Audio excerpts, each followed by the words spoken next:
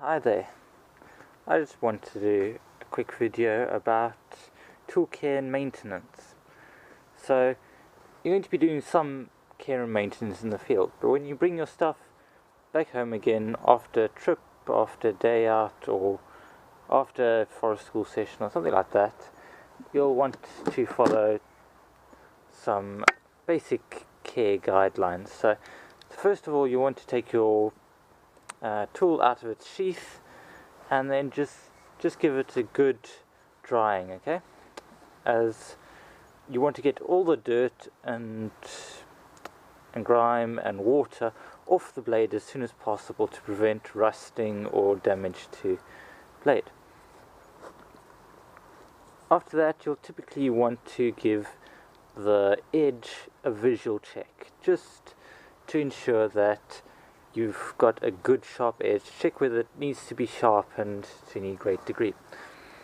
So for that, you can look straight down your blade and you're just looking for any bright spots along the edge, and you go turn your blade 90 degrees and then you look at the top of the profile, see whether you can spot any chips in the surface there, which you hopefully shouldn't have if you're being very careful, but they do happen. So just things that need to be ironed out are best identified at this stage so you can get it sharpened up before you go out again, so you've got a good tool that will serve you well. After that, if you've done any sort of sharpening or whatever, you'll want to treat the metal and the wood. Okay, so this has mostly fiberglass coated and rubber coated handle, but I've oiled the metal here, so you can use a variety of different oils. Everyone has something different. Some people use things like WD-40 and some of the more metal oils. Others will go with olive oil or linseed oil or whatever. You just want some sort of barrier between your metal and the cold and wet, especially here in the UK. For proper wooden handles as well, you tend to want an oil, something like linseed oil works very well, though be careful with the rags, read up about the combustibility there.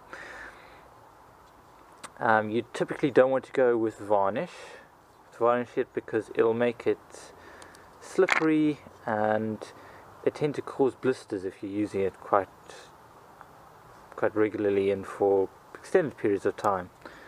So linseed oil is great. If it's got varnish on it, I would recommend sanding that off and putting a coat of something else in. Make sure you apply a good amount of linseed oil so it soaks into the wood, is comfortable, smooth. And once you've got it all oiled up and it's dried, then you'll want to put it away in a sheath. So a sheath is designed to just keep the blade, so first of all it's going to protect the blade, you from the blade, so there's no sharp edges available when you're carrying or storing the tool, and it also keeps any dust and grime and things off the blade and keeps the blade sharp, so they're not rubbing up against each other and dulling. Now this is an opportunity to show off the sheaths that I made. Couldn't find any leather, so this is so I used a fake leather suitcase, cut it up and riveted it together with Chicago screws. So quite a nice little project if you do need a quick sheath that is just plain and serviceable. So once you've got your tools sheathed up, best place if you're storing them at home is to get a good solid toolbox, plastic or metal toolbox, just something so that they remain out of the way, out of children's hands if necessary, and just somewhere where they can't be knocked around, stepped on, whatever else, just somewhere so you know where they are and they're kept safe and harm. And really ready for your next trip.